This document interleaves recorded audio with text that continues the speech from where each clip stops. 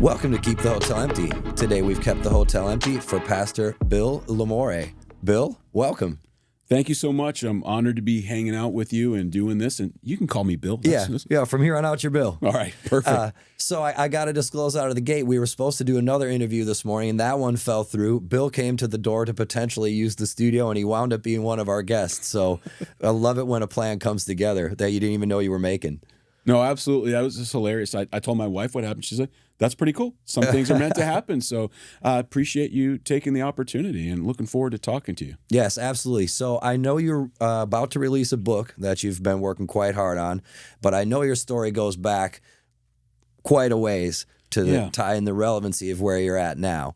So if you could, please take me back to like the late 80s, early 90s, Fort Lauderdale, and pick me up at that part of your story. Wow. Well, that's a sort of a crazy story. Just, having my mom start going to church and become a religious person, I kind of went down that path. But by 16, which would put this in the late 80s for me, I had really gone on a very different turn. And so as the late 80s shift into the early 90s, just hanging out with a lot of the local music scene, grew up on heavy metal, so that was kind of a big influence. Got into like industrial, punk, a lot of other different genres of music.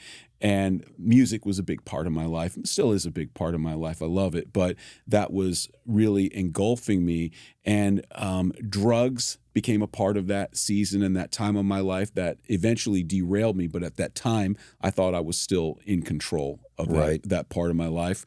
I think a pivotal point was me at the end of a Ramones concert in South Beach. I walked out and I met this guy handing out flyers for the first show ever that they were going to have, Marilyn Manson and the Spooky Kids at the time. So I took a flyer from him. It was a funny story because he had back then there was no internet, nothing to market yourself, but he was a master sort of promoter even back then. He gave me the flyer and I called it, and it was a hotline telling all the things that are happening with the band. So I called and I left my information. He called me back and he asked for my address. I was like, man, do I give this guy my, I don't know. This guy, he was kind of cool, but kind of like a little weird. So I was like, why not just give him my address? And he calls me a few hours later and he says, hey, I go to the cemetery across the street from your house. And so it got a little weird at that point. But he described, go to, 3 rows over, 6 back, whatever it is, and describes a plot that he left something for me there. It was the daytime, so I decided to go check it out. And I found it, and it was a plastic baggie, and inside of it were newspaper clippings of serial killers and just gruesome things. Underneath that was a decapitated Barbie doll. And underneath that was the very first demo for Marilyn Manson. And so I got that, listened to that, just started hanging out with those guys, becoming friends, hanging out at a lot of the early shows. That was fun, but I guess kind of progressing my story is I started hanging out with Brad a lot more, the bass player for the band, Brian too, the singer. But as I hung out with Brad, drugs became more and more of a common thing. And that eventually led to what I call sort of the culmination of the broken season of life, where it was a downward spiral and it went downhill quickly. Fortunately, things got better. But that by, say, early to mid 90s was a pretty dark season. Well, prior to it getting dark, what do you think was some of the things about music and that type of expression in art that was resonating with you at that point? For me, I just grew up with, I love stories of all kinds. I love just whether it's Star Wars, whether it's comic books, whether it's novels, I love stories. And I think when you look at music, it's like heavy metal, it's kind of silly sometimes, right? I mean, it's like it's fantastical for sure. Yeah, and so I think I connected with that. Like my favorite band in the world when I was 6 years old in 1977 was Kiss. I had never heard any of their music, but I just saw that. I saw Gene Simmons, the makeup and the look. I'm like, those guys are the coolest people in the world. Yes. And so I just like something, the vibe. And then I listened. I'm like, and they seemed like not as heavy as they should have been to me when I listened, but I still liked it. But it was just different. So I just always connect. Or Iron Maiden. It's where I learned my best history. Wasn't from my history teacher in high school. All the history lessons and the stories and the songs and so forth. So I just connected with the music, and I think it was part story, part escape because it's something different than your regular everyday life. And you know, there's obviously when you're young and dumb, there's a lot of anger, a lot of emotions, and I think that that's tied up in there, good release for a lot of those things. So I just deeply connected to that music and appreciated it. It seemed to connect with me. Where a lot of other, I mean, I liked some of the pop music and different expressions, but it almost felt like that captured me. Like I felt seen, sort of, like I could connect. Again, as weird as fantastic and out there as it may sometimes be, I sort of understood it. Well, and Fort Lauderdale, Miami, that area at that time was, well, not that it isn't now, but it was definitely its own little universe at that point, yeah? Yeah, and there were a lot of really good bands. None that really made it huge. Like, I guess Manson would be one of the bigger bands that made it out of that area that got signed. But there were other bands that made it. There's a band called Tough Luck. They kind of had a documentary called Tough Luck, ironically. They never quite made it out there. Other bands got signed, major record labels.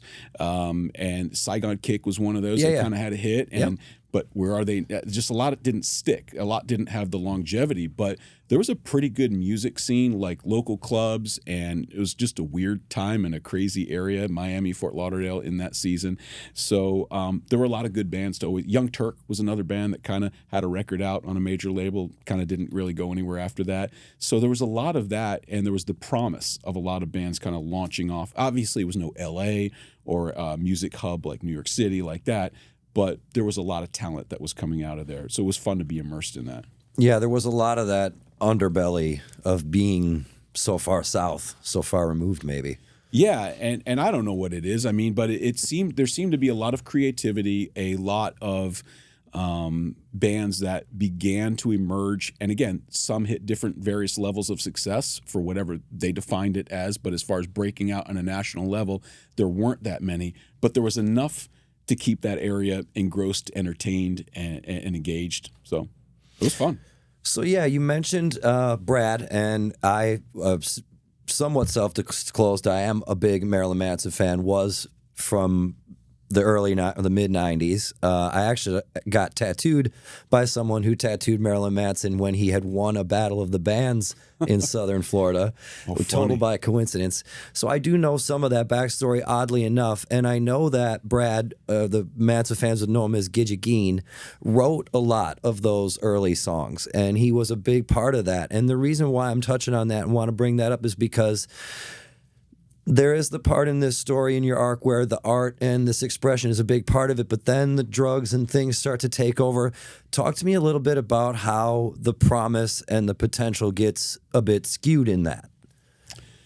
Yeah, so let's talk about Brad. He was a good friend of mine for a while. I actually knew him before he joined Manson, but then, and as I got to know Manson, they're like, yeah, we hired this bass player.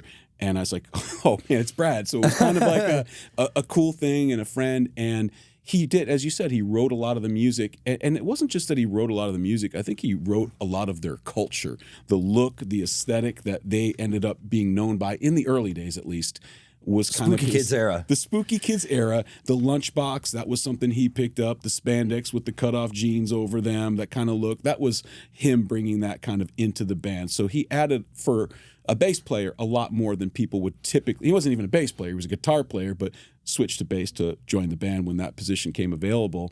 But it was fun watching him because I looked at him. I always knew he was going to be a rock star. He just looked like a rock star, acted like a rock star, kind of when he walked in a room. And so it's like, hey, this guy's going to be big.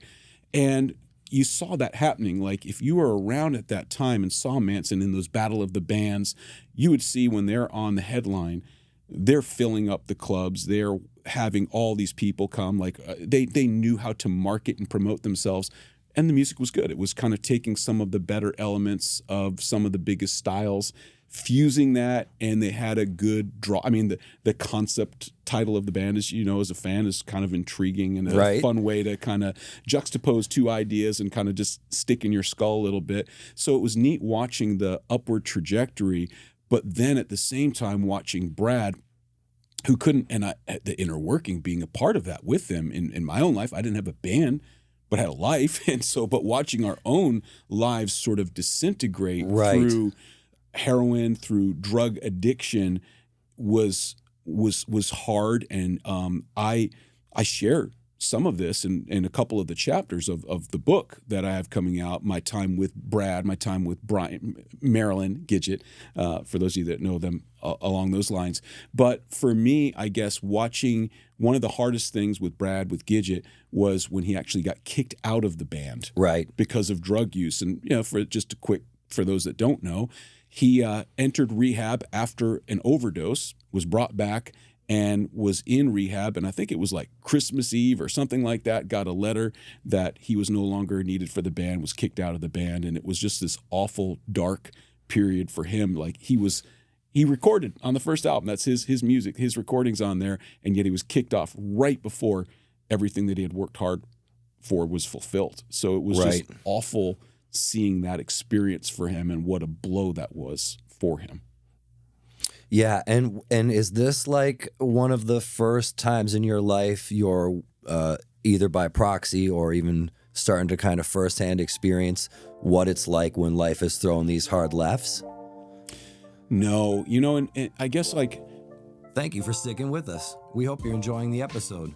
We'd like to take this time to talk to our sponsor for this week, Tony Barrett from Barrett Realty. Thank you, brother. I really appreciate you having us on the show.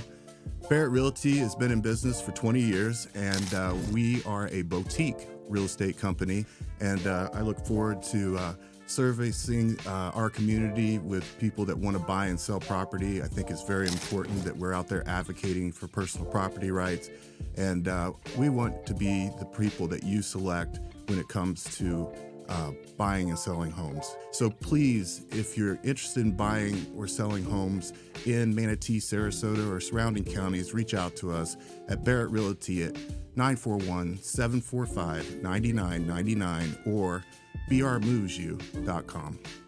Again, we'd like to send a big thanks out to Tony Barrett, Barrett Realty, for sponsoring this episode and being an awesome part of this community. Please enjoy the rest. So and we'll have to talk, because my book is weird. It's a lot about my life, but it's not a biography. So we should probably talk about that at some point, because it's like who writes a biography when no one knows who they are, right? But so it's not that. But I do talk a little bit about, when I was 5, my dad died, and that was kind of like a gutting thing, an experience. So there were other curveballs that happened along my lifetime. I think, life, none of us comes out unscathed. Yeah, that's what they say. Right? It's risky business. It's risky business living. It beats the alternative, but it's not easy. Right. And all of us are broken in some way. Sometimes even from the time that we're born. Sometimes it comes along the way. It's emotional, physical, spiritual, mental, whatever it is.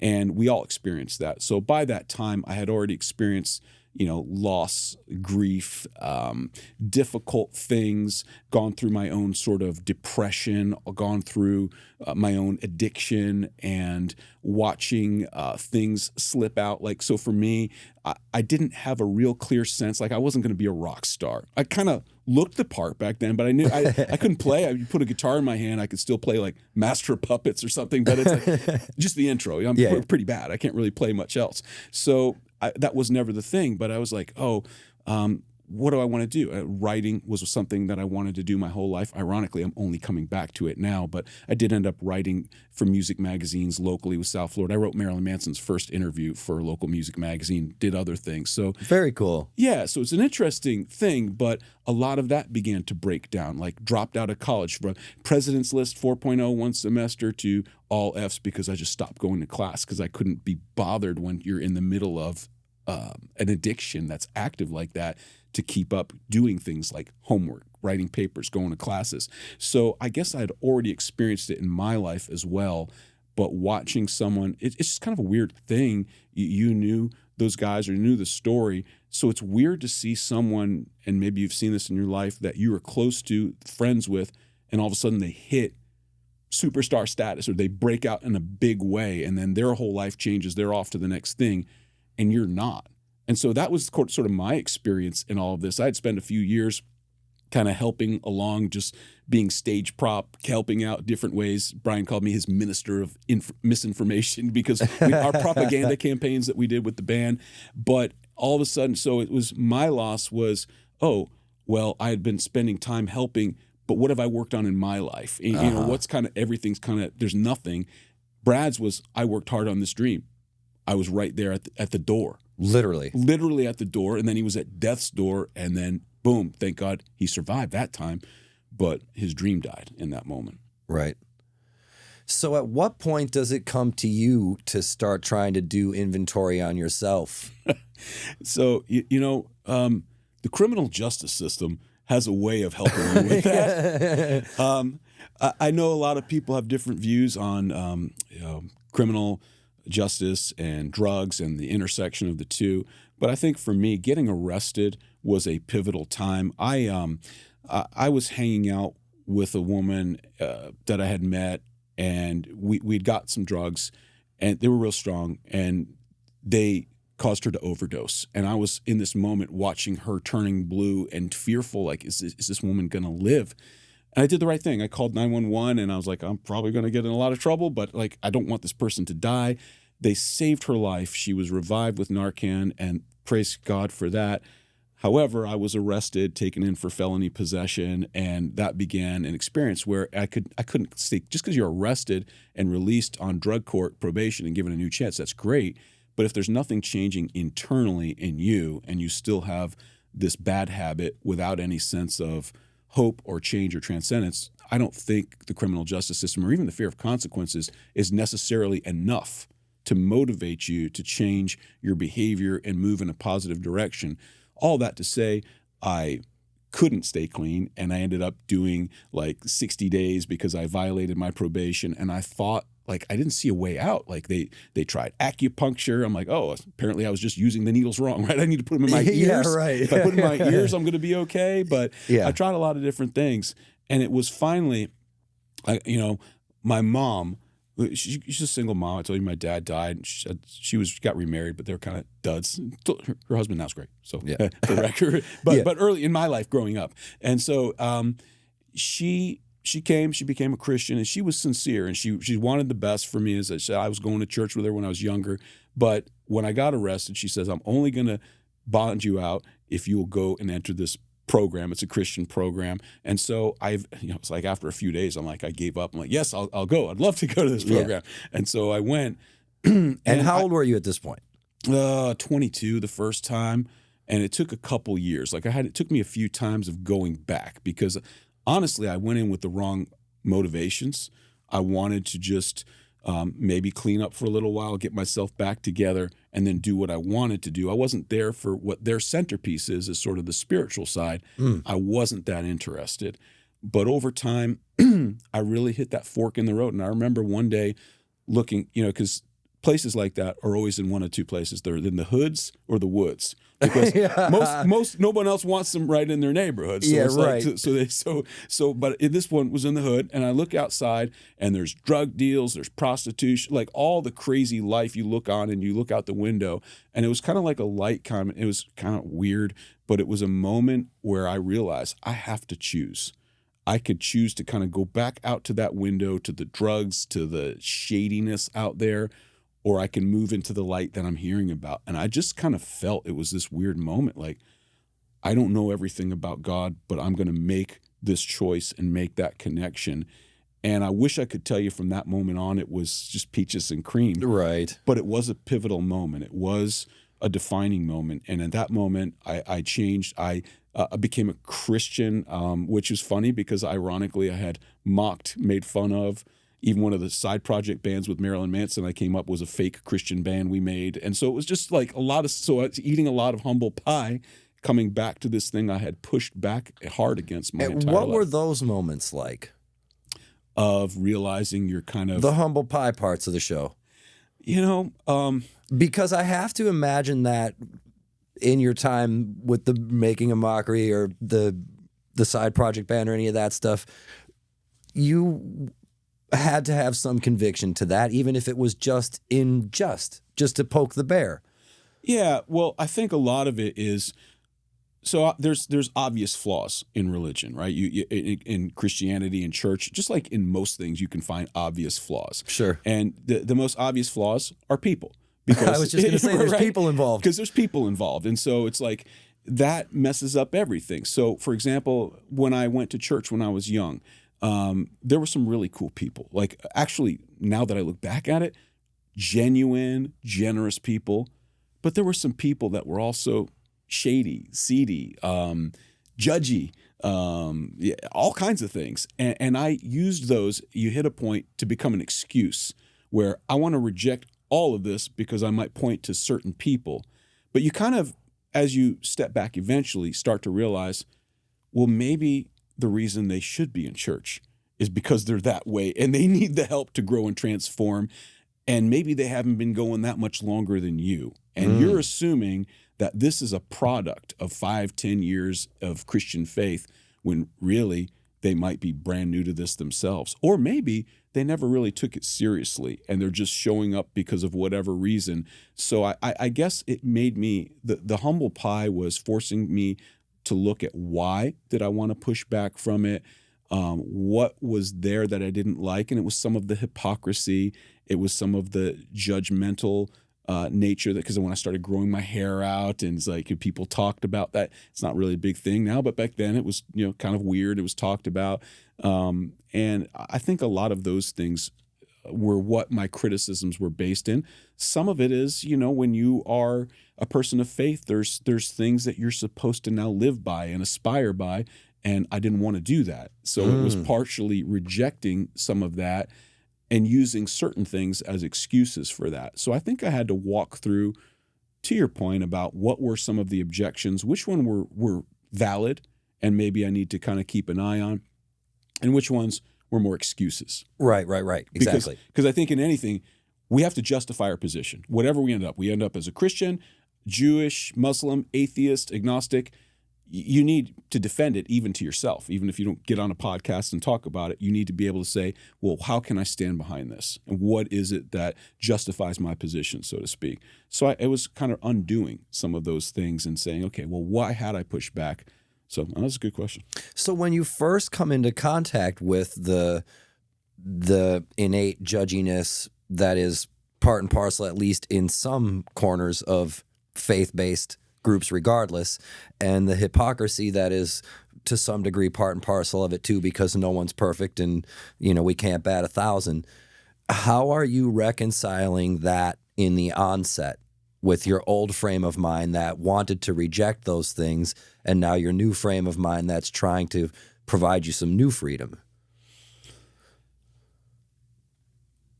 So I think part of it is recognizing where I was at the time. When I was coming out of a drug addiction, I was in a facility that dealt with drug addiction as a residential person. So you're not really the upper echelon in society at this point. You know what I mean? You don't have much to stand on and puff your chest out and say, hey, look at me. So there's a little humility baked into your existing condition that you're in a place like that. So they brought us to this church. It's a church called Calvary Chapel, Fort Lauderdale, big church out there. And we'd show up in a bus. And what's funny is we always tried to hide. We'd tell the driver, this guy Punch, he was a resident too. We'd say, take us to the back because we don't want people to see us coming out of the van because they're going to associate us with this Calvary House place. And so the judgment will ensue. The judgment will ensue. So he pulls right up to the front entrance, slides the door open, and as we're getting out, starts honking the horn to draw attention to us. And we're like, lurching out like the misfits, kind of piling outside of the van. And it's just like, okay, so thanks a lot, Posh. Yeah. But it was kind of like, it's one of those things. It's a humbling moment where you're like, okay, I can't pretend, I can't put on airs. So you go inside, and immediately, and I'm getting to answer your question, I look around, you see everyone seems put together, perfect, and you just immediately assume that everybody knows you're the misfit, they've got it all together, and at best they're putting up with you, right? You're in this place. And it took me time to realize that even the people that looked pretty and put together, the beautiful people, if you will, they're not all perfect and put together. Underneath, there's brokenness in every single one of them, just like there's brokenness in me. Now, mine was more obvious by looks, by behavior than other people's, where it might be deeper, it might be more shoved down into the cracks. Mm-hmm. By the way, one of the reasons I wrote this book is to help people press in, no matter what they look like externally, and press into those broken pieces, take it out, deal with it, to move to healing, transformation, and move beyond it. Because so many of our lives, we push that stuff down. Sidebar, back to answering your question, is I saw all this, and it just hit me one day. It's like, wait a minute, they don't think of me, most of them, the same way I think of myself. A lot of this judgment is my projection onto them of my own view of myself and how they're probably interpreting. And the truth is, they probably couldn't care less. I mean, they probably didn't even notice me. Right. But in my mind, you're judging me, all these looks and this and that.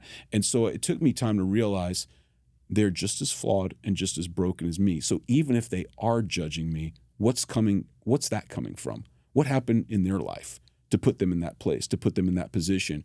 And my conclusion was, it wasn't the gospel. It wasn't what Jesus taught. Jesus didn't teach that. Jesus didn't teach, judge not lest you be judged. And yes, there is judgment, so to speak, but the idea starts with a self-examination of judgment, growth, and then when you judge, it's more of, hey, God's job is to judge in terms of verdict. My job is, when we judge as people, we make judicial estimates of people. We evaluate, so to speak. But my job isn't to condemn. That's to forgive. Those are, we are called to forgive. But my job is not to condemn. That's God's job, to issue judgment upon another human being. That's not my job. And so I think for some, it just hit me after a while. Like, number one, I'm projecting onto them what I think about myself and assuming that that's coming back to me. And maybe, secondly, if that is coming from them to me, then there's something broken in them too. And shouldn't they be curious? Because to me, it's very clear that there's broken things going on in my life. But shouldn't they be curious about some of the broken things, even if they're going to church, that are still happening in their lives, and how God may want more for them? Yeah, and that's a very operative thing. There's a gentleman that I really like called David Goggins, and he says that everybody is effed up. Some people just do a better job of hiding it. Yeah, it's true. What do you think is the propensity of people in faith-based situations to still have that need to hide what's wrong with them, instead of trying to, like you said, embrace it, try to share it, maybe learn together? Why do you think we have this need to protect this ego, for want of a better way of putting it, even in those types of circumstances? That's a great question.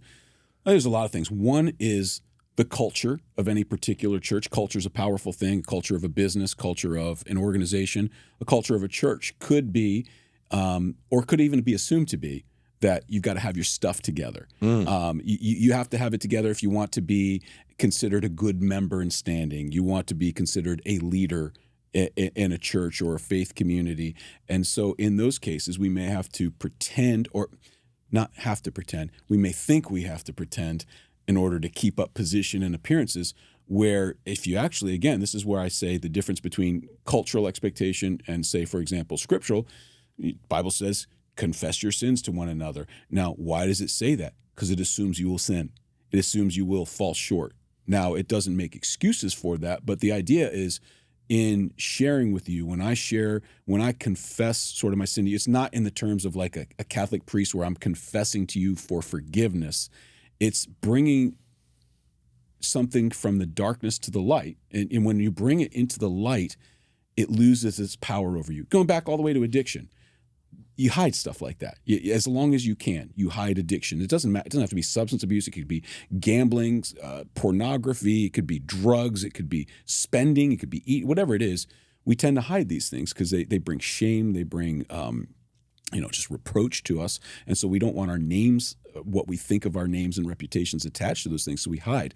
But the moment you bring those things from the darkness into the light, it loses power.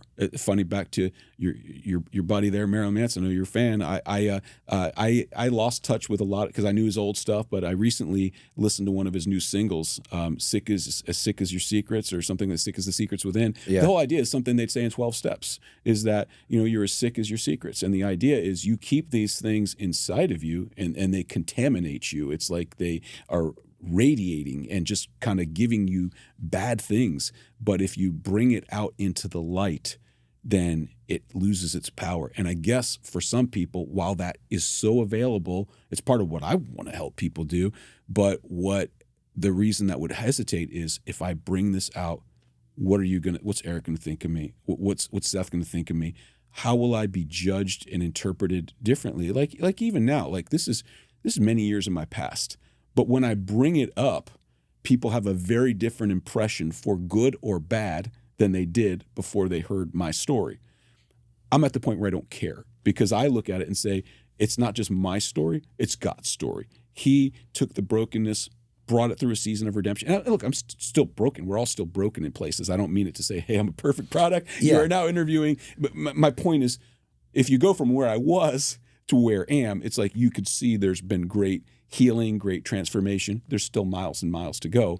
But the point is, you hit a point where you have to be willing to release that. And if you can be bold enough to reveal yourself, and you shouldn't reveal all of yourself to everybody, right? Because there's some things that are meant for just close friends and confidants. But if you get to the point where you can share the arc of your story, and so people know who you are and so forth, there's great power, healing power. But it's the fear, I think, that keeps people back. Will I be judged? Will I be interpreted differently? Right. And we recently spoke to a woman who runs a podcast called the Endurance Podcast. And one of the operative things I started to try to touch on with her, and maybe you can shed some light on your own perceptions of this, is the fork in the road where we feel comfortable enough to be the person outwardly that we see ourselves as inwardly. And I think some of that is what you're talking about, the beating ourselves up, the projecting our own insecurities. But I'm a little bit curious about how you feel about cultivating the self-assuredness to not constantly be hoisted by that scenario. So I think there's a couple things. One, the person within sometimes needs to change. So you look at it and say, okay, I am who I am, but do I want to be the person I am, so to speak, or do I want a more refined, healed version of me? So I think that it's starting where you are and being that, but then I think you constantly need to analyze and say, number one, who do I want to become? What do I want the next evolution of Eric Bill to look like, or whatever it is? And then where you are, it's just facing the reality and say, okay, but this is, there's other parts of us that aren't broken, that we are pretty clear on, hey, this is my true north, this is my identity. And then it's coming to the place of, I guess, it takes some boldness, right, to be able to just say, I'm going to be on the outside who I am on the inside. There are other parts that I want to change. Maybe I'm not going to present those forward facing, but Right. the parts of me that are pretty clear and core to who I am, I'm going to be. I guess part of it is having confidence in something that part of it is boiled down to, am I confident and comfortable in who I am and what's basing it? So for me, there came that point where it's like the rug was pulled under my feet. I didn't know who I was, and all of a sudden I'm a Christian. And I didn't know who I was for a little while, because like you said, everything turns. You're facing some humble pie, and it's like, oh man, like I don't know. I don't feel at home wearing my Dead Kennedys t-shirt around anymore, or whatever. It's like, but I don't know who I am. I don't want to wear like a Petra t-shirt. I don't know, who am I? Who is this person? So it's figuring out who you are, doing some self-evaluation, and I guess getting to that place of knowing what your true north is, because there came a point where I became a Christian and I felt confident saying that, like, I was wrong. I looked at it wrong, or I was just wrong about some things. And I don't mean to cut you off, but do you look at it as really as a black and white dichotomy of right and wrong? Or is there any parsing of it as these were just choices that didn't work for you? Well, I think both. I think there's like right and wrong. Like, for example, when I outright dismissed, like when I had moved from a point of agnostic to atheist, I feel like I was wrong. To me, that I was wrong, that there is a God, that there is something. I was incorrect about that.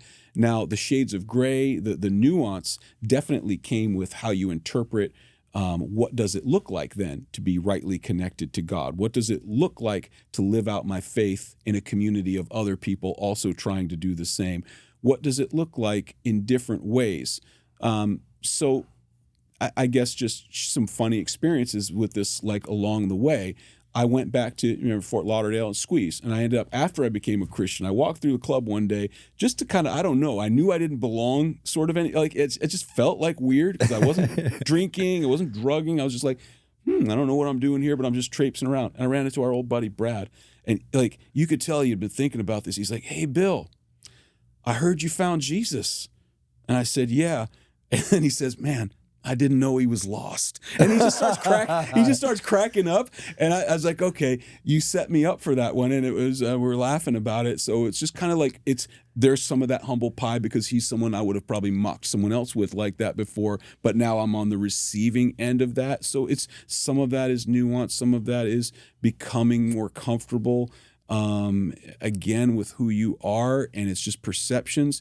And so, for example, our church, when people would come, the church we started a church in West Hartford, Connecticut, and got to pastor it for 18 years. It was a great blessing to be a part of doing that. And it's something I never, like if you knew me back then, you never would have expected. The Bill's never going to do that. That's awesome. I never would have wanted to do that. And yet, so here I am, like, but one of the things we said is that from the beginning, no perfect people allowed. Like you can't, if you're perfect, we don't want you here. You can't come, you don't belong, And so it was kind of a joke, but it was a funny way of saying, hey, come warts and all, come with your hang-ups, your issues, even your doubts, your insecurities, your dysfunction, and come and learn. Let's learn and grow together.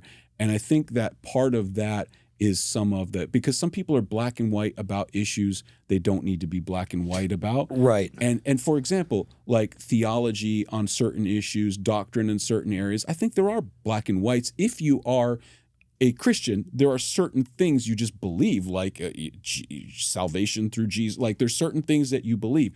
There's other things that you come, like when you're young, I don't know about you, but when I was younger, I knew everything, right? I had it all figured out. Of course I did. Yeah, I knew everything. The older I get, the less I know, and the more I realize, maybe I shouldn't have been so entrenched in this particular position, how the end of the world works, what the book of Revelation is. Feel like there's a bunch of things that you just can keep in an open hand and say, hey, over a cup of coffee, this might be interesting to argue back and forth over, debate, discuss, but I'm not going to break relationship with you because we have a just opposing viewpoint on a certain thing. We'll just say, hey, interesting. You see it this way. I see it this way. At the end of the day, I love you. I care about you. You're my brother in Christ, whatever it is. And so I think that part of it is learning that there is room for nuance. And there's also times there's hard lines, right? In life, it doesn't matter if you're a Christian or not a Christian or person of faith or not. You probably have hard lines in your life of this. I do this. I don't do this. I am this. I'm not this. There's some areas that are maybe more malleable, maybe more gray, but we all typically have some hard lines somewhere. Yeah, I'm somewhat unique in that I honestly don't have too many of those outside of my own personal regimens of my own self-care. And that's partly because of the person I used to be that no one would believe. So I think we have that in common. But I'm a little bit curious, or I wonder if you can kind of paint me the picture, kind of bridge the gap between when you're getting off the bus and the man is blowing the horn and you're feeling like odd man out in Fort Lauderdale, to the point where you get enough wind behind your sails, or you're starting to feel less broken in enough ways that you start your own church and start to find the strength and the power and things within you to help other people. No, that's a great question. So obviously some time went by. I got cleaned up and moved out of the program, and I went into the business world. And I was an operations man. I worked my way up from customer service to an operations manager, and I honestly thought that that's what I was going to do. But I felt this strong pull at the same time to start going to Bible college while I was working full time. And all the guys in there, the gals, be like, I'm going to be a missionary. I'm going to be a pastor. I'm going to be this and that. I'm like, I don't know what I'm doing. I'm just supposed to be taking these classes. And it was interesting to me, studying theology, studying the different things. But I was learning business practices and kind of operating in that wheelhouse. Funny enough, 4.5 years later, after I graduated this program called the Calvary House, there was a crisis. The original director had left. Several things happened. They were almost ready to close it down. But the church, it's a mega church, Calvary Fort Lauderdale, talked to them, and they said, would you like to come run it? And so 4.5 years after graduating, thinking I'm going in a business track, it's like, welcome back, Cotter. It's like, yeah, put me in, coach. Put me in, coach. And so like, and they said, look, I don't know if this is going to work. You got a year to turn it around because it has really gone into a place of disrepair. So we put an ad hoc team together of some guys and gals, and we just kind of said, how do we restructure this so that this ministry has a chance to survive?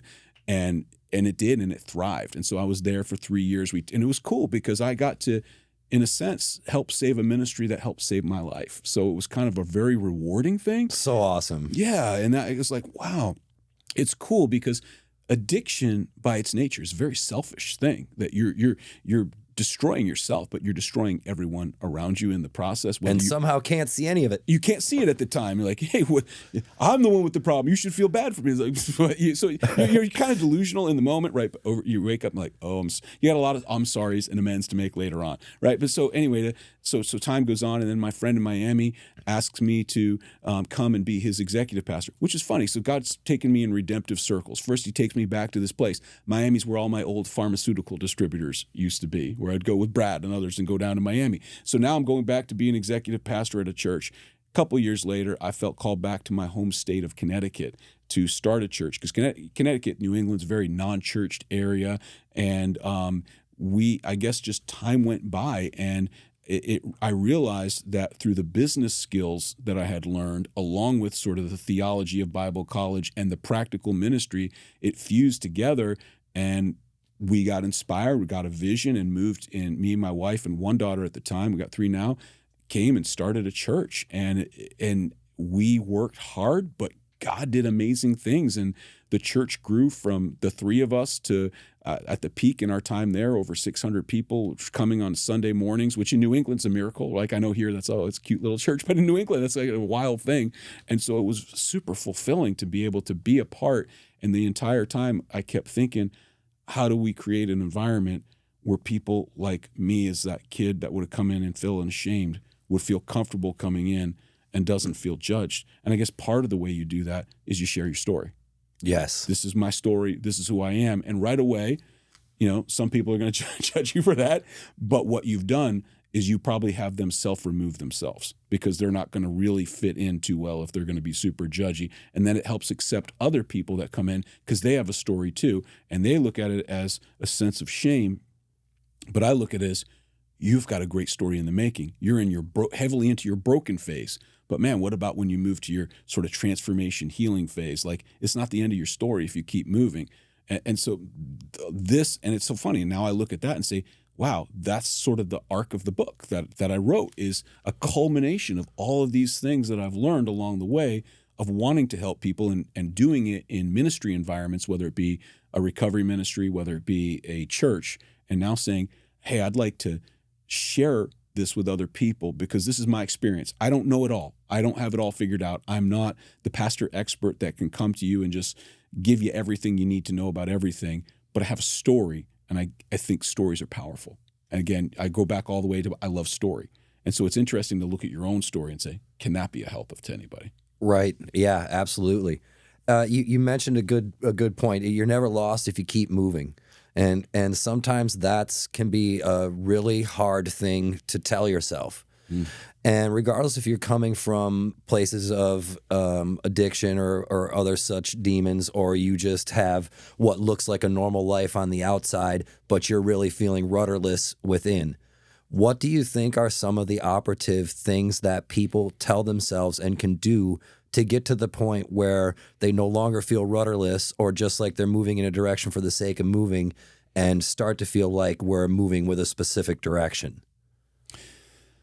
So I have to take it from my framework. For me, that was a reconnection to faith. It was absolutely, I needed to know that there was something, someone, some opportunity for transcendence, some opportunity for healing. And for me, that became my true north. And when I say I believe Jesus, I'm going to follow Jesus, that became my transformative moment to move back into that place. But to try to take that, because I understand that's not everybody. So Right. What's the framework for someone that says, well, I don't know that I believe that, or I don't believe that? Then what do? I think, okay, the first thing is, well, look at yourself what are the broken pieces, and being honest, and not, because I think that a lot of times we color things, we shade them. We're the best at lying to ourselves, and we don't have an honest, sober look at that person in the mirror. And I think part of it is taking a look, stopping. If it's a vice that's covering it, pull that away long enough to look and say, yeah, these are broken and this is bad. Confront the brutal reality of your life, but then say, what could this look like in a different way? If I were to begin to work on healing these places, seeking help, whether it be through therapy, through physical, whatever the brokenness looks like. It's obviously different for every single person. But what are the practices that would help me move from where I am to where the ideal is? And this is where I think it also requires some vision in life, some idea that you can get to a different place. For me, that was also wrapped up in faith. It's like, wow, through that, I not only have a future eternally, but right now I can make a difference with my life. And so that changed some of the things that I wanted to do, from what do I want to accomplish in business to how can I help people. So for people, that's going to be a different thing. Like, where are you right now facing that reality? Where do you want to be? And then asking yourself, what are the steps or sort of healing practices in a lot of cases that are going to get me to that place? And again, so in the book I've written, I walk through my broken journey, and it's like the first quarter of the book. I walk through the redemptive journey. That's the second quarter. But the second half is for everyone else. Hopefully that's the. You ever read any Patrick Lencioni books, like 5 Dysfunctions of a Team? He's a business guy, so half of his book he writes like a fable, so to speak, like this is what a business dysfunctional or thriving could look like, and then he lays out the second half. These are the principles, sort of thing. So in my mind, the way I've looked at it is the first half is kind of like that, except in this case, the fable's my story. It's my real life. It's like what happened. And then the second half is these are the practices that can help you grow and move from brokenness to healing, to wholeness. In some cases, they may be too spiritual, if you will, for a person that doesn't yet have a faith in Christ, although it explores what does that look like, how do you explore that? But in other cases, it's absolutely not. Any person could take, like, how do you move from things that hold you back, like toxic shame? Well, and this is actually what I want. This is the question I really want to ask you, because you said the brutal honesty, the taking a look in the mirror, and that's another David Goggins thing, the accountability mirror. I'm huge on that. I am one of these people that doesn't have a problem with self-examination. My problem was not unlike a lot of people where I would beat myself up too much.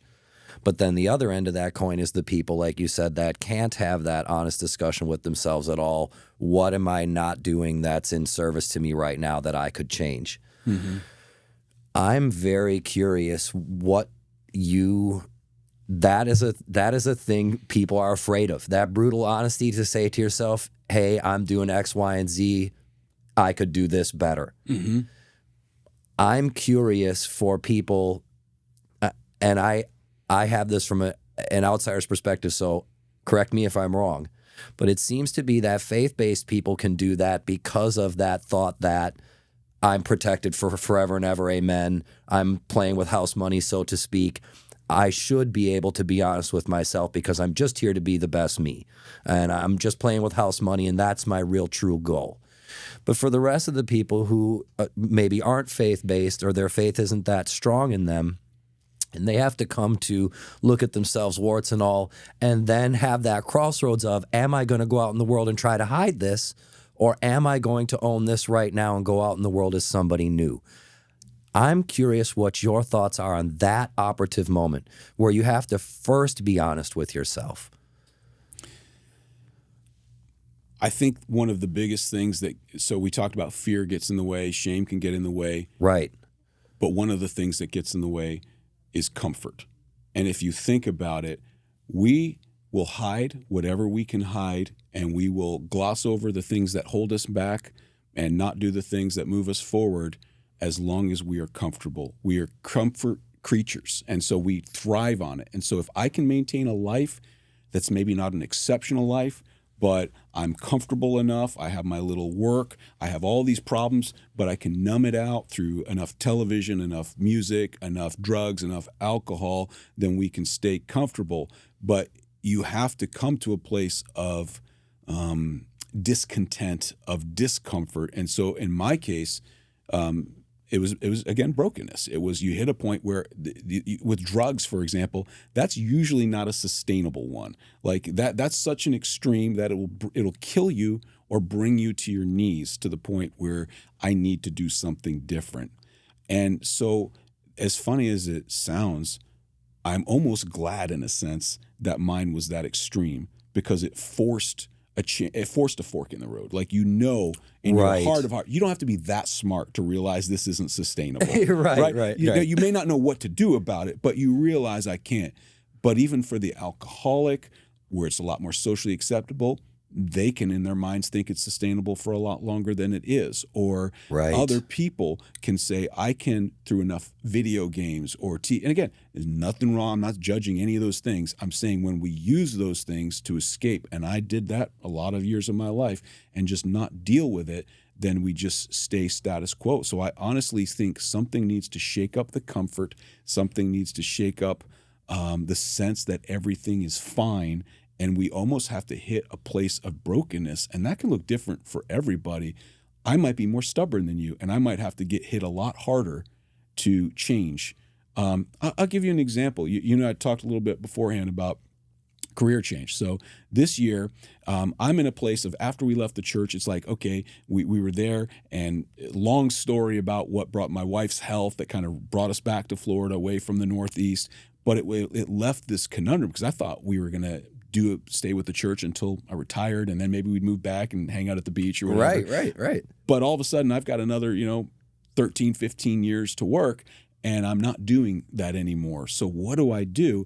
And I got bored earlier this year, and so I went out and I started doing a sales job, just because it was like something to do, and it was a sales job I had done before. I was 6 weeks into this thing. A woman pulls in front of me. I'm going 50 miles an hour. Car crash. My car's destroyed. If you saw the pictures, you'd marvel.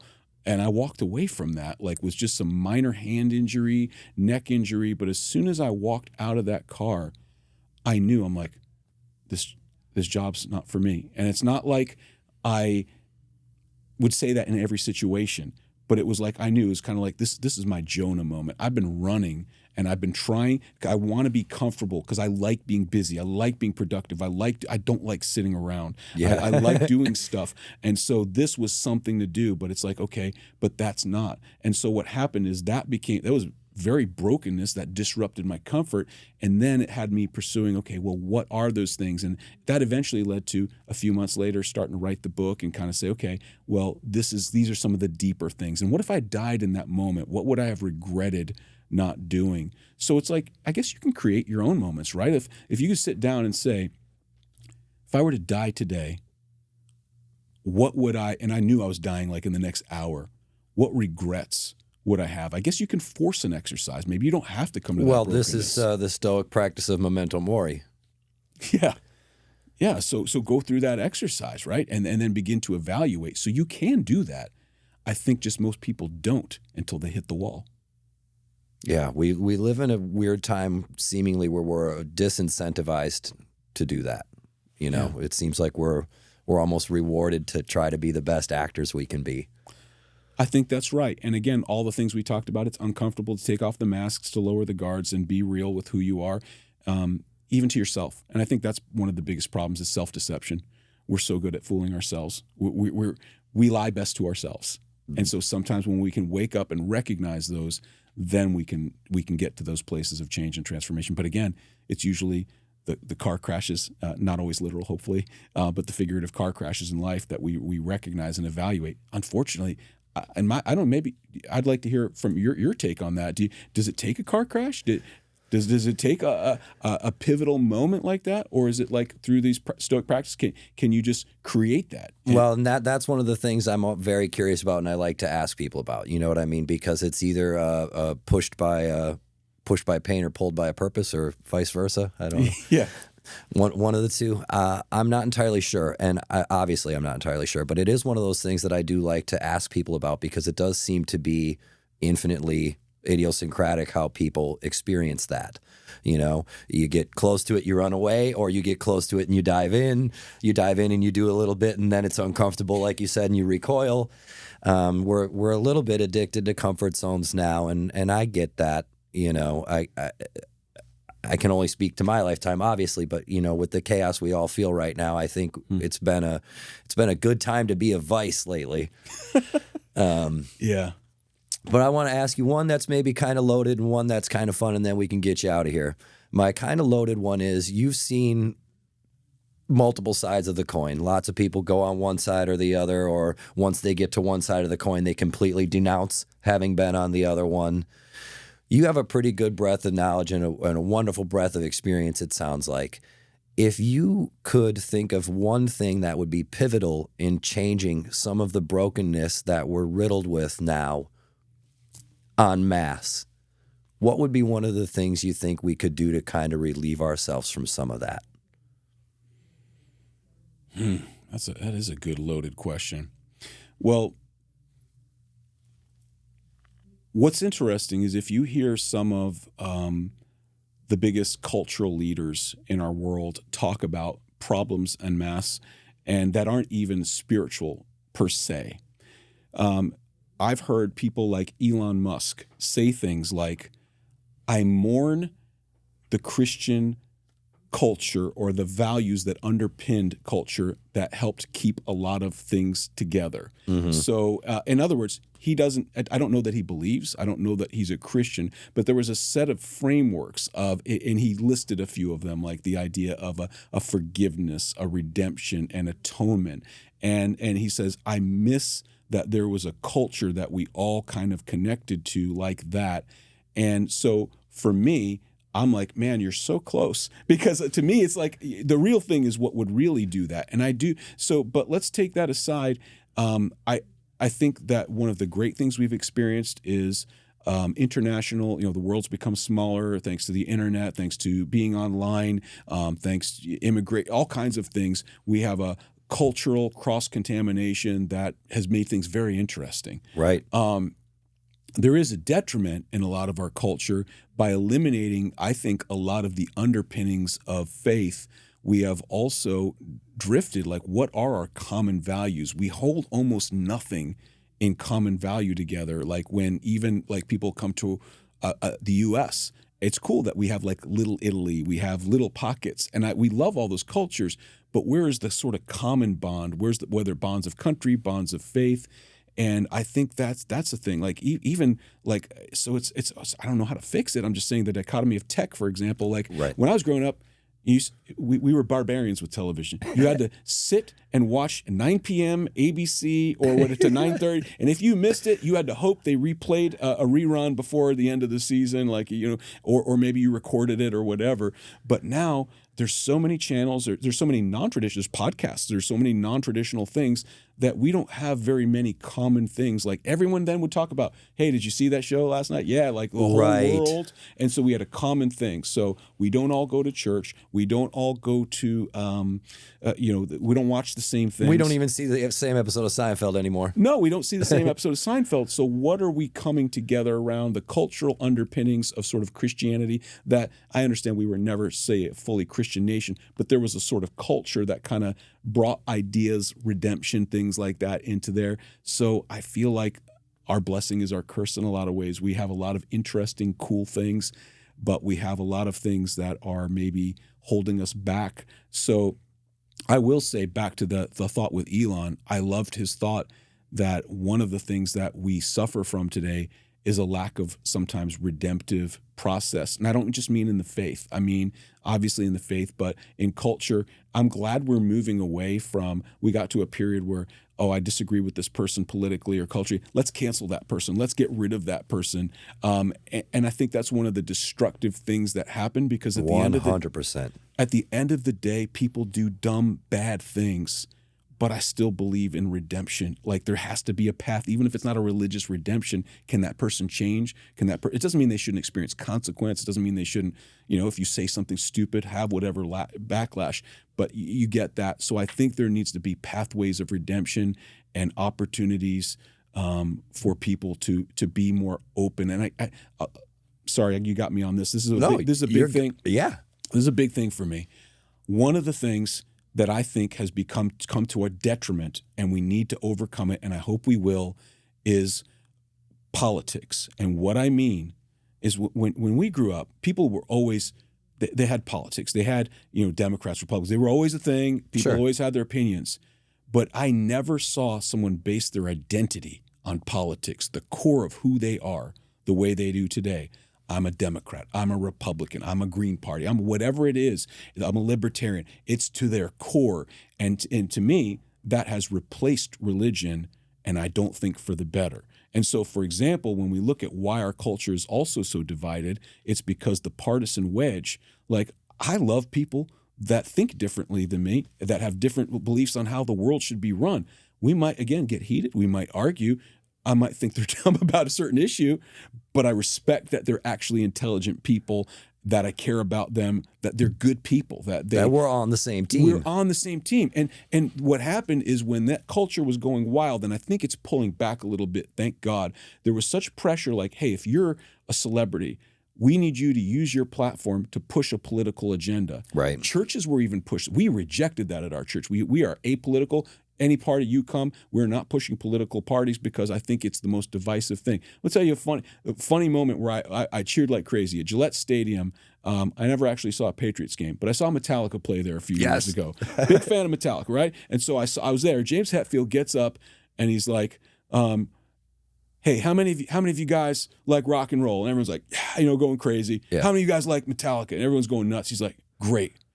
He's like, I don't care if you eat meat, you don't eat meat. I don't care who you voted for, who you're sleeping with. We're here bonded over music to have a good time. Yes. Let's roll. And he played. Now you look and say, that's not profound, but it is in a sense of what he was saying is, we are not going to sell ourselves out to a platform or an agenda of social, political, whatever.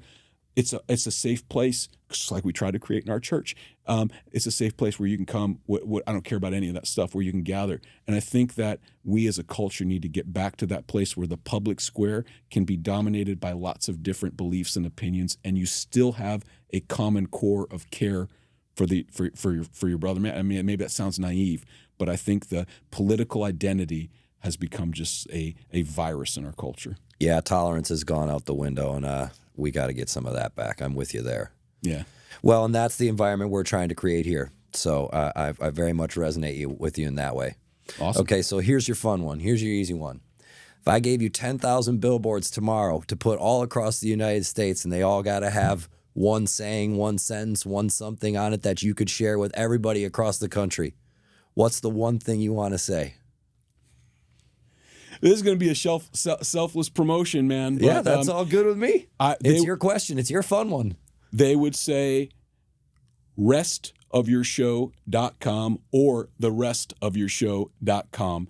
And because I'm so excited about the book that I've written, and it shares a lot about my journey through brokenness, transformation, and offering practices that I think can help other people. And it would be a way to quickly kind of help people navigate through some of the things, some of my experience that we've been talking about, and experience that. So that's something that I'm super pumped about. And I'd get to talk to them about a lot more things that I care about through that process of engaging with them as they engage with the book, the website, and everything else. But I guess that's what I'd want. That's the thing I'm excited about. I was going to say, that's a moment. clever answer. Use your one sentence to send them to all your sentences. Exactly. Because when I get into there, I can get into all the other stuff. I love it. Well, Bill, I'm so grateful that we got to do this impromptu interview here. And I can't thank you enough for sharing your experience, sharing your time with us. And we'll definitely have the link below to your book. Everybody get out there and check out some of Bill's wisdom. Thank you, my friend. Thank you, Eric. Great meeting you. I'll dress better next time. Yeah, you're good.